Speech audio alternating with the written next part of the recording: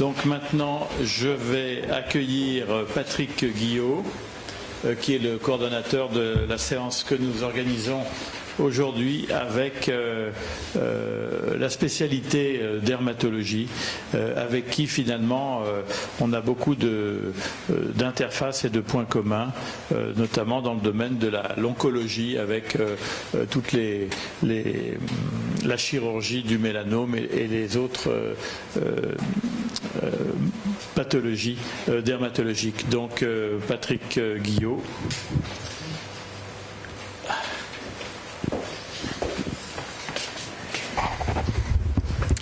Bonjour Monsieur le Président, bonjour Mesdames et Messieurs les académiciens et merci de nous avoir accueillis dans votre prestigieuse institution à votre initiative et celle du professeur Villet que je remercie donc chaleureusement. Je pense que c'est peut-être une première pour la communauté dermatologique de communiquer au sein de l'Académie de chirurgie et nous en sommes très honorés. Donc nous serons 6 à animer cette session. Je vais vous présenter, comme me l'a demandé le docteur Joannet, très brièvement l'ensemble des protagonistes.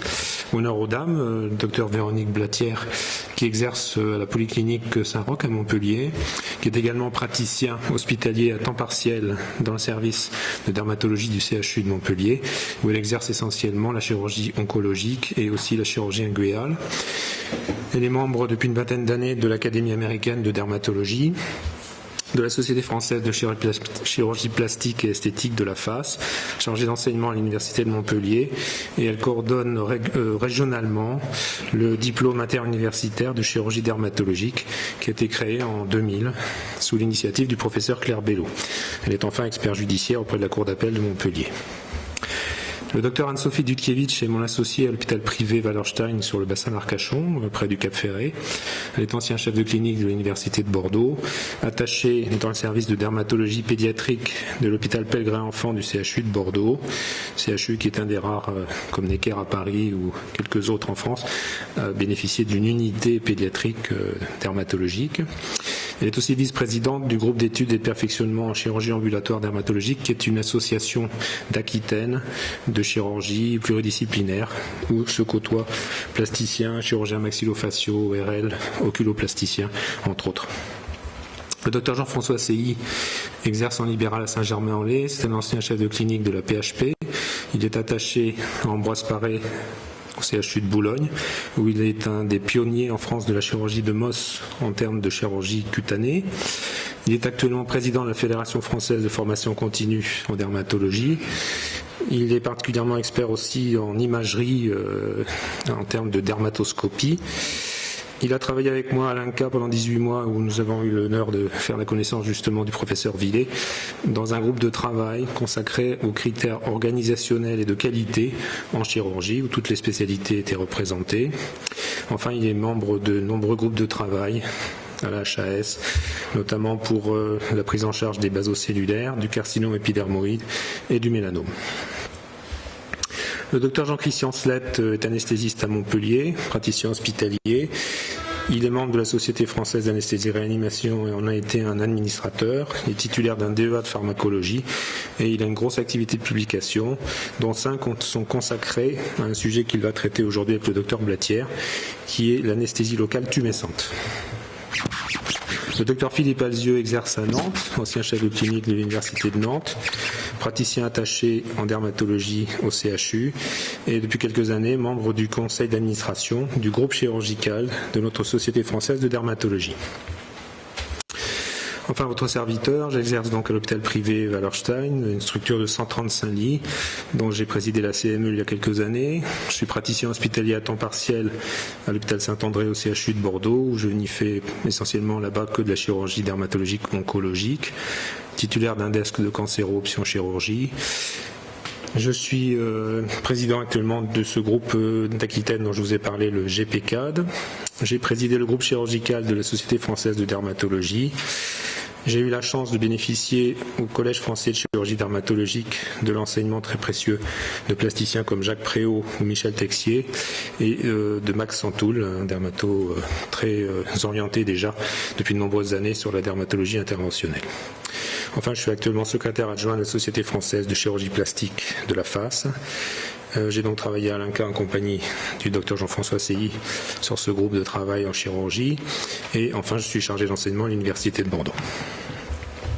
Donc cette session, on va la consacrer à un topo introductif que je vais vous faire qui va un petit peu amener les topos de mes camarades successivement. Il y aura notamment la chirurgie de Moss que vous développera Jean-François Seilly, l'anesthésie tumescente, intéressante notamment pour les grandes tumeurs chez les sujets très âgés, alternative importante à l'anesthésie générale, développée par Véronique Blatière et Jean-Christian Slett. Anne-Sophie Dutievich parlera des particularités de cette chirurgie dermatologique pédiatrique. Et Philippe Alzieux conclura avec une session très interactive de vidéos où la salle peut également participer, bien sûr. Voilà, donc en ce qui concerne ce premier topo, cette chirurgie oncologique cutanée, comme vous le savez, elle est partagée, et le professeur Martin vient de vous le dire, par de nombreuses spécialités chirurgicales. Et je vais tenter de vous en montrer un petit peu les spécificités quand même, et surtout l'approche particulière que nous en avons, nous les dermatologues. Historiquement, cette chirurgie cutanée, elle existe, vous le savez, depuis très longtemps, et Sels, dans un ouvrage datant du 1er siècle, décrit déjà des lambeaux pour des pertes de substance du nez et de la lèvre. Au XVIe siècle, Ambroise Paré développe de nombreux instruments chirurgicaux. Les progrès décisifs de l'anesthésie locale datent finalement de la fin du XIXe, même si ce sont surtout dessinés au début du XXe. Alibert parlait déjà des kéloïdes, spontanés ou post-chirurgicales. Au XXe siècle, de nombreux chirurgiens prestigieux ont développé cette chirurgie, et en France notamment du Fourmentel, avec les greffes et le traitement des délabrements faciaux. À Bordeaux, nous avons eu la chance d'avoir William Dubreuil, qui a donné son nom, donc cette forme très particulière de mélanome, qui, lors de la Première Guerre mondiale, était un des acteurs importants de la chirurgie, donc de ces fameuses victimes qu'on appelait les gueules cassées. La Société française de chirurgie plastique est une société récente, puisqu'elle date de 1952 seulement. Elle a développé assez rapidement un versant esthétique, au détriment peut-être de cette chirurgie oncologique, pour y revenir depuis 1975 surtout, en compagnie aussi d'autres chirurgiens, d'autres spécialités et des dermatologues. La majorité des actes de chirurgie dermatologique, elle est réalisée au cabinet, sous anesthésie locale. Voilà les structures que nous avons, Anne-Sophie et moi, à l'hôpital privé d'Arès, où voilà, on peut se donner les moyens de faire une chirurgie dans des conditions de confort optimales à la fois pour nos patients et pour nous-mêmes, avec, comme vous le voyez, des cialytiques de bloc opératoire. Alors ça, c'est sûr, c'est pas l'équipement classique, typique du cabinet de ville, mais voilà, la chirurgie dermatologique, elle peut être faite de façon tout à fait optimale, avec un bon équipement, un bon environnement. Il existe quand même des limites, vous le savez, il y a l'acte lui-même, on ne peut pas tout faire au cabinet, aux patients, il y a des patients qui vont accepter certaines interventions facilement sous anesthésie locale et pas du tout d'autres. Elles sont liées bien sûr à la formation du dermatochirurgien et à ses compétences, et donc à l'environnement.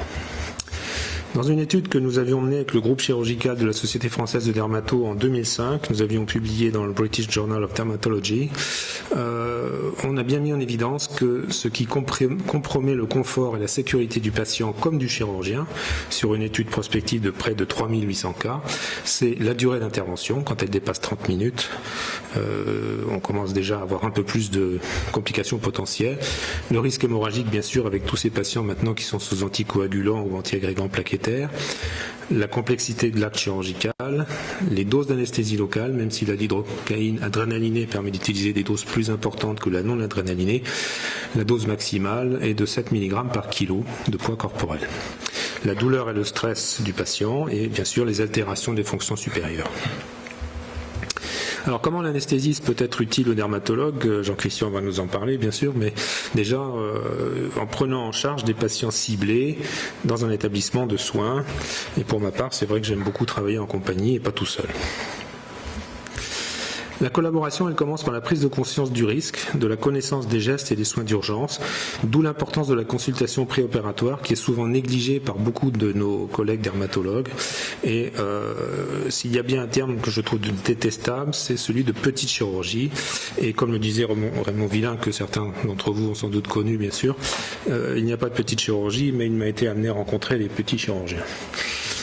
Donc l'important c'est que le patient soit rassuré sur la prise en charge du stress et de la douleur, qu'il ait une information sur le type d'anesthésie qu'il va avoir et de ses risques, une information sur le type de réparation également, la possibilité de prescrire avant l'intervention des antalgiques et des anxiolytiques. Les plus souvent utilisés ce sont le diazépam et le midazolam. Il faut savoir accepter et proposer, parce que beaucoup de jeunes patients maintenant aiment bien venir avec le Walkman pour écouter leur musique préférée, cette musicothérapie, même si certaines études les plus récentes montrent que peut-être ça relaxe davantage le chirurgien que le patient, mais bon, pourquoi pas. Et l'anxiété, on sait que c'est une source d'hypertension artérielle qui elle-même augmente les complications hémorragiques. Alors, outre l'anesthésie locale seule, on peut utiliser, dans les conditions de chirurgie cutanée, les anesthésies locaux-régionales, les blocs tronculaires de la face et des doigts, en sachant que la plupart des anesthésies locaux-régionales sont dévolues à la pratique d'un anesthésiste. Ça, c'est selon la recommandation de l'ASFAR et de la Société de médecine d'urgence. La sédation homéopathe est disponible au cabinet depuis seulement 2009. Elle a un effet analgésique et sédatif, complète l'anesthésie locale et souvent intéressante chez l'enfant. La tumescence, donc Jean-Christian et Véronique vous en parleront. Les blocs tronculaires, je vais passer assez rapidement parce que vous les connaissez, mais les principaux, ce sont ceux effectivement qui sont réalisés au niveau de la face, avec le sus-orbitaire, le sous-orbitaire et le mentonnier. Et au niveau des mains et des doigts, beaucoup de choses ont été décrites, mais on parlera un petit peu de certains blocs digitaux et de la technique Valant, qui est une technique récente. Le bloc susorbitaire, donc en fait il y a deux possibilités, en étant un peu latéral en susorbitaire réellement et un peu plus médial où on est sustrochléaire. Et ces deux émergences permettent l'anesthésie d'un hémifront entier. Au niveau sous-orbitaire, c'est en regard du foramen infraorbitaire. Ça endort donc la moitié de la joue, l'aile narinaire, la lèvre supérieure et la paupière inférieure. On peut le faire par voie transcutanée, toujours à l'aplomb de la pupille, quand le patient regarde face droit devant lui, ou par voie endobuccale entre la prémolaire et la première molaire. Le bloc mentonnier, pareil, toujours à l'aplomb de la pupille, par voie externe ou par voie interne. Les blocs digitaux, il y a la classique anesthésie en bas qui est représentée en bas, à gauche, qu'il vaut mieux mettre un petit peu de côté maintenant pour deux raisons. D'abord, il y a un risque direct de traumatisme du pédicule vasculo-nerveux et un risque aussi lié à la compression, puisque souvent il est bilatéral, de façon un peu circonférentielle et qui peut entraîner des dommages. L'anesthésie que les anglo-saxons appellent wing anesthesia, en L, c'est celle du milieu, qui est une variante distale intéressante pour la pathologie inguéale dont l'action est très rapide. Le bloc intercommissural, c'est cette photo de droite qui est intéressante parce qu'elle est facile aussi à réaliser. Et puis il y a la transtécale et la gaine défléchisseur. Voilà un exemple de gaine défléchisseur qui est une variante de la transtécale puisqu'en fait on l'a fait dans le pli cutané de flexion de la métacarpophalangienne à 45 degrés. Où on injecte de la lidocaïne adrénalinée. On va y revenir tout à l'heure, mais de plus en plus ce dogme de pas d'adrénaline sur les extrémités est franchement remis en question. En l'absence d'adrénaline, la durée moyenne est de 50 minutes seulement. Avec l'adrénaline, ça peut aller jusqu'à donc en moyenne presque 5 heures. Et si on l'utilise à 2%, c'est encore plus long.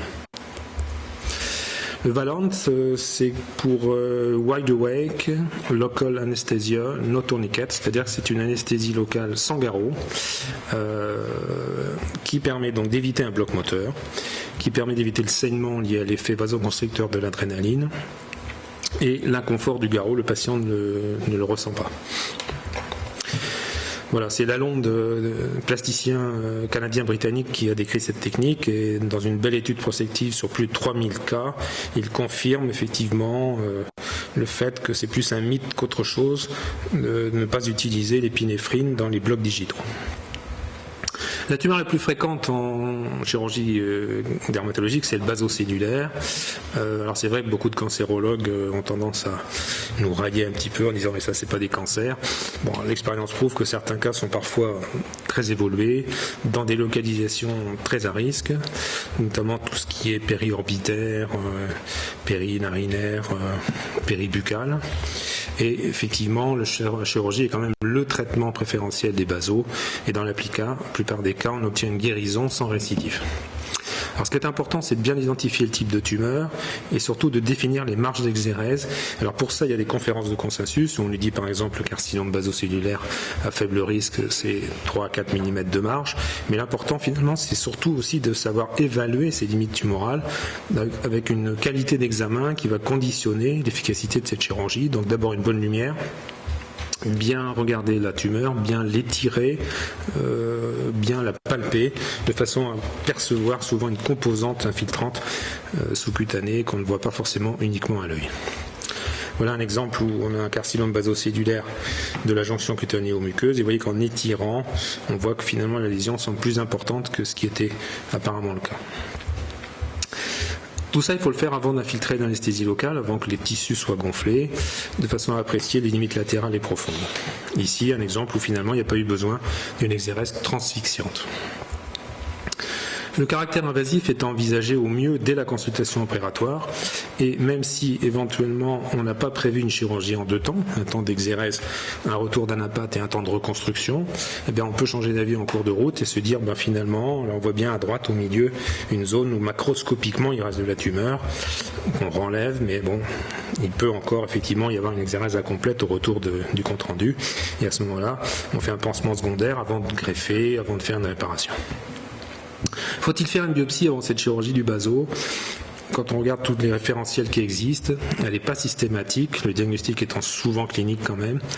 Le fait de faire une biopsie peut rendre la visibilité secondaire difficile et il peut y avoir aussi des erreurs de site opératoire et la société de chirurgie plastique, la SOFCPRE, a fait il y a quelques années une fiche qui est intéressante parce que beaucoup de dermatologues délèguent leurs actes à d'autres praticiens.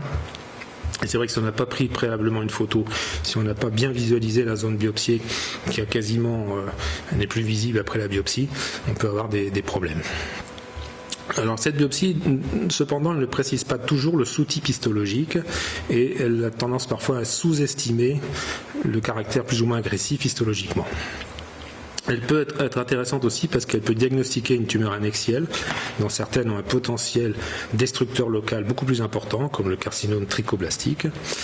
Et puis parfois la biopsie, elle dit voilà, c'est un trichoblastome peut-être, mais c'est peut-être aussi un baso. Et à ce moment-là, effectivement, la réponse de l'anapathe, c'est l'exérèse est proposée, est préférable pour avoir un diagnostic certain. On voit sur cet exemple que la biopsie est quand même intéressante à réaliser parce que faire un lambeau de Rieger ou de Marchak, c'est une femme d'une 30aine d'années, et si au retour on nous dit que finalement ce n'était pas un baso, ça peut être ennuyeux d'avoir fait une réparation un peu complexe pour une lésion bénigne.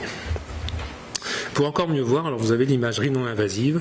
Donc la dermatoscopie est maintenant très répandue en dermatologie. Les échographies avec des sondes spécifiques peuvent aussi être réalisées. À ce moment-là, elles sont souvent faites encore par des radiologues. Et puis il y a la microscopie confocale in vivo, dont l'intérêt principal est de diagnostiquer précocement les tumeurs mélanocytaires et de pouvoir apprécier mieux les limites tumorales, notamment dans le dubreuil, où souvent on a une exérèse incomplète. Et c'est l'équivalent de coupes histologiques virtuelles horizontales qui vont de la couche cornée jusqu'au derme. Les marges cliniques, les marges histologiques, donc les marges des recommandations sont des marges cliniques in vivo, ce sont donc des marges probabilistes. Jean-François va vous en parler plus en détail tout à l'heure. Et on est donc obligé d'enlever du tissu sain autour de la lésion visible, plus ou moins de façon importante, parfois trop, d'où l'intérêt de la chirurgie de Mohs. Et tout ça, c'est à consigner dans le compte rendu opératoire, c'est très important. Quand l'anapathe vous répond, vous avez 2 mm de marge de sécurité histologiquement et que vous avez pris 4, est-ce que c'est une mauvaise évaluation de vos limites tumorales ? Est-ce que c'est une tumeur avec une invasion infraclinique importante ? En fait, c'est une discordance attendue. D'abord, quand vous enlevez une pièce opératoire, vous voyez d'emblée qu'avant toute fixation, elle se rétracte. Quand vous l'avez mis dans le formol, elle se rétracte de 10 à 30%. Et donc, ça explique que la marge histologique est toujours inférieure à la marge clinique. Il faut orienter la pièce opératoire, ça vous le savez tous bien sûr, de différentes manières, fil, encoche, encre, faire éventuellement des dessins, des photos quand la pièce opératoire est complexe. Et l'inconvénient d'une histologie classique, c'est que les coupes sont verticales et vous voyez très bien que le prolongement infraclinique qui est sur le deuxième morceau, si la coupe n'est pas faite à cet endroit-là, on va vous répondre que l'exérèse est complète alors qu'elle ne l'est pas. D'où l'intérêt des coupes horizontales du MOS, qui peut être fait en congélation, avec des résultats donnés très rapidement, un peu comme on faisait avec l'extempo, ou en fixation, à ce moment-là c'est une histologie tridimensionnelle, où on a le résultat en 2-3 jours, après fixation dans la paraffine. Quelques exemples de traitements inadaptés, souvent malheureusement le fruit du travail de certains de nos confrères dermatologues, où une forme d'emblée agressive de basocellulaire très infiltrante a été traitée par cryothérapie et non pas de cryochirurgie, par imiquimod, par des exérèses incomplètes itératives. Ça arrive à tout le monde, mais ce qui malheureusement est rencontré des fois en RCP, c'est qu'on voit des gens qui ont eu des exérèses incomplètes, qui ont été laissés dans la nature, à qui on n'a pas dit, il faut y retourner, et voilà. Donc ça c'est important. Donc dans ce cas, j'avais fait une analyse en histologie 3D. Soit on laisse le trou, on attend le résultat et on reconstruit. Là, ici, dans le cas présent, ça permettait une fermeture directe, même provisoire, ce qui est moins inconfortable pour le patient dans les jours qui suivent cette première opération. Dans ce tableau complexe, même en histologie 3D, on nous dit voilà, il en reste encore latéralement, donc on y retourne. Et puis là, ce qui est important, c'est d'essayer de réparer en unité, donc d'éviter dans cette zone médiojugale une greffe, qui n'est pas une greffe en unité esthétique, et d'essayer le plus possible que les autoplasties ne modifient pas trop les repères anatomiques pour une éventuelle récidive tardive encore sur ces terrains un peu minés. Mais les recommandations des techniques sont parfois mises en défaut et certains carcinomes très agressifs nécessitent alors une prise en charge multidisciplinaire, d'où l'intérêt des réunions de concertation pluridisciplinaires où peuvent être validés, enregistrés les cas simples sur fiches purement déclaratives et discuter des cas plus complexes. Alors au mieux effectivement, comme dans plein d'autres spécialités chirurgicales, avant décision thérapeutique initiale, mais dans la dermatologie, on en a beaucoup parlé à l'INCA justement, la plupart du temps on peut faire aussi ces RCP de façon postérieure, après la chirurgie. Sinon, évidemment, elle serait embolisée par des centaines et des centaines de fiches. Mais l'important, c'est de passer par la RCP dans ces cas compliqués. Surtout ne pas rester seul et ne pas bricoler, je viens d'en parler tout à l'heure. Ici, c'était un exemple de baso qui a été électrocoagulé, comme ça se faisait il y a des décennies, et qui m'a obligé à faire une exérèse carcinologique complète, au prix, dans ce cas, bien entendu, ça avait été annoncé à la patiente, du sacrifice du rameau frontal du nerf facial, à l'origine d'une ptose du sourcil. Les techniques, elles sont nombreuses, vous le savez, elles peuvent être utilisables par tous les chirurgiens qui s'intéressent à la tumeur cutanée.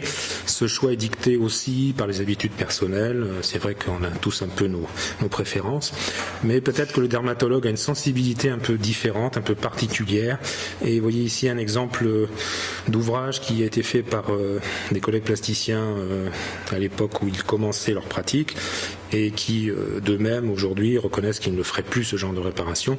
Donc effectivement tout ce qui est décrit dans des traités n'est pas forcément à faire, et là on voit très bien dans le cas présent que cette peau jugale amenée dans la peau de la lèvre supérieure non seulement barre le sillon labiogénien, ici n'a pas été dégraissé et est responsable de cet aspect de mise en boule, d'effet de trappe d'or qui est esthétiquement très préjudiciable.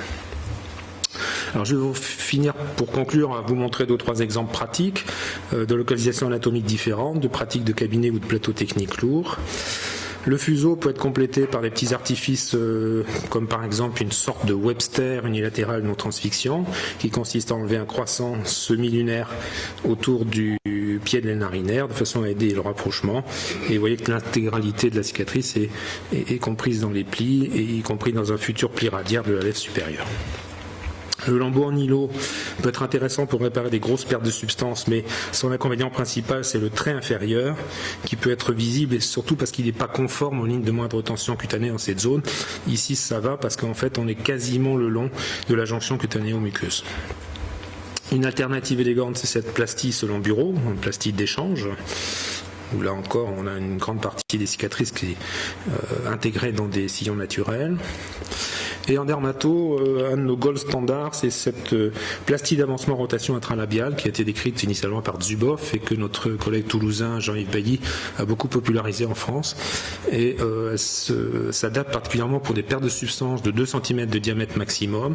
C'est une réparation dans l'unité. Elle permet un bon positionnement de cicatrice. Chez l'homme, elle apporte une peau pileuse dans une zone pileuse.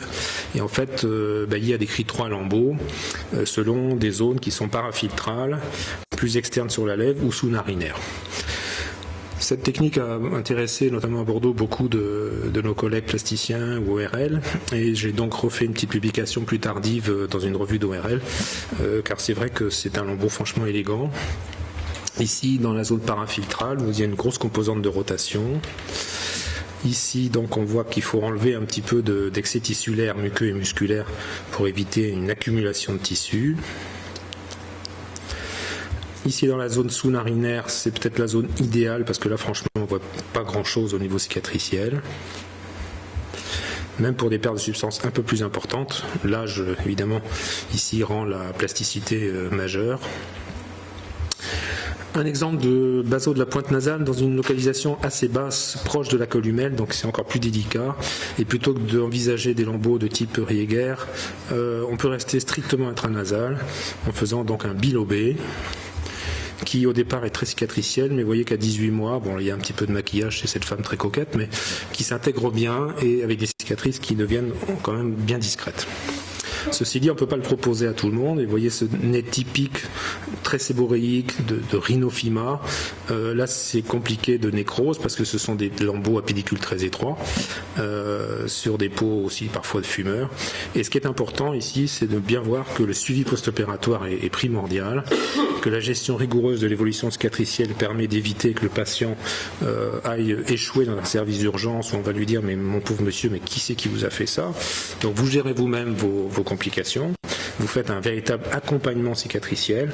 Ici, finalement, en cicatrisation dirigée, il n'y a même pas eu besoin de faire une petite abrasion, dermabrasion mécanique ou laser abrasion.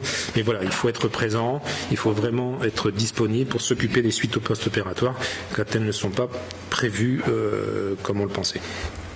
En conclusion donc, ce qui est important, c'est la technique bien sûr, que ce soit celle du dermatochirurgien ou des autres chirurgiens, mais aussi de connaître toutes ces variétés cliniques et histologiques de tumeurs, notamment de basocellulaires, puisque certains, les sclérodermiformes notamment, ont souvent des pronostics assez redoutables. On le voit souvent à l'occasion de nos RCP. De bien effectuer l'appréciation des limites tumorales, ça c'est primordial, parce que si d'emblée vous êtes dans une zone pathologique, ça va vraiment compliquer la poursuite de la prise en charge. De bien savoir interpréter les comptes rendus de nos collègues anatomopathologistes, d'avoir recours aux prise en charge multidisciplinaire et notamment la radiothérapie.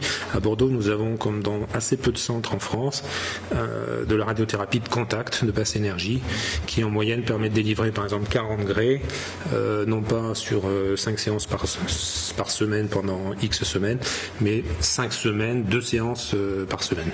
Donc ça c'est très intéressant, mais ça ne se fait pas partout. Bien savoir utiliser la RCP et faire appel à nos amis anesthésistes dans un certain nombre de cas. Voilà, je vous remercie. Bien, merci beaucoup pour cet excellent exposé. Est-ce qu'il y a des réactions, des questions particulières ? Moi, j'ai plusieurs réflexions à faire. D'une part, dans mon hôpital, il y a, par rapport aux médecins anesthésistes, certaines spécialités utilisent plus ou moins, ou commencent à utiliser ces spécialités, notamment par exemple les radiologues, commencent maintenant à faire des gestes interventionnels sous-âgés, mais ils n'ont pas encore la culture que nous, on a chirurgiens depuis 70 ans, de travailler avec les anesthésistes. Donc c'est très important d'avoir une très bonne collaboration, notamment quand vous dites au départ que certains malades peuvent poser problème. Des fois, c'est pendant l'intervention, ils peuvent saigner, faire un malaise. Il faut qu'ils soient vus avant par les médecins anesthésistes. Absolument. Pour que le médecin anesthésiste, au cas où, ils connaissent le patient. Ça, c'est capital. Et on n'a pas obligatoirement l'habitude de le faire quand on n'a pas l'habitude de travailler avec ces médecin. Est-ce que vous avez aussi un intérêt dans l'oxygénothérapie hyperbare, justement pour ces lambeaux qui sont parfois de vitalité douteuse, parce qu'on utilise ça dans notre spécialité en urologie Non, j'en ai aucune pratique et mes confrères dermatologues en général non plus, je pense. Hein. C'est vraiment pas dans notre... C'est une spécialité qui est essentiellement libérale et sur des tumeurs... Oui, ça... Comme c'est essentiellement libéral et que les tumeurs sont très fréquentes, enfin les tumeurs, les cancers cutanés sont vraiment très fréquents, on n'a pas un accès, enfin même si on le voulait, je suis pas sûre qu'on ait accès à l'oxygénothérapie hyperbare à chaque fois qu'on a une nécrose. Et ce que tu montrais tout à l'heure, c'est aussi que souvent en fait ça finit bien, enfin ça finit toujours par cicatriser, et je suis pas sûre qu'on ait un intérêt à le faire en fait. Pour revenir sur la collaboration avec les anesthésistes, c'est vrai que ce qui est très intéressant en chirurgie dermatologique, oncologique, c'est la sédation. Parce que dans les établissements publics, il y a encore une culture de l'anesthésie générale, ce qui limite à la fois les indications et aussi le nombre de patients qu'on peut traiter dans un programme opératoire. La sédation, c'est quelque part une réglette et on va de 0 à 100, et puis ça c'est tout le savoir-faire de l'anesthésiste, suivant les drogues utilisées, le patient. Ce qui est très très bien, c'est effectivement qu'à l'induction, on puisse faire l'anesthésie locale, notamment dans les extrémités, dans le nez où c'est quand même très douloureux, même si on prend le temps de la faire tranquillement, de l'avoir éventuellement tamponnée avec du bicard ou de ne pas l'utiliser froide dès qu'elle sort du frigo. Et c'est vrai que le patient est un petit peu hors circuit pendant 2 minutes et après il reprend très vite son état de conscience et il est à la fois sédaté, tranquillisé, et franchement c'est très adapté aux patients âgés, c'est intéressant. Le réveil est extrêmement facile, il y a beaucoup moins les effets des nausées, des vomissements, des morphiniques. Enfin, je ne sais pas ce que tu en penses, Jean-Christian, mais... C'est une option qui est, me semble-t-il, est très très heureuse, mais qui parfois, qu'on arrive assez facilement à mettre en place dans les structures dites libérales, et que je pense que mes confrères du public ont du mal à mettre en place parce que ils ont, je pense, que c'est surtout une question d'organisation et d'appétence ou d'inappétence plutôt pour ce genre de technique qu'ils considèrent comme peut-être être un peu dévalorisante. On peut dire ça comme ça sans aucune agressivité. Et alors que c'est un apport considérable pour les patients et pour l'opérateur aussi d'ailleurs. Pourtant, sur le plan valorisant, en parlant finance, c'est côté pareil que vous fassiez une AG ou une sédation. Ouais, alors là on va dire c'est un petit peu le syndicaliste qui parle.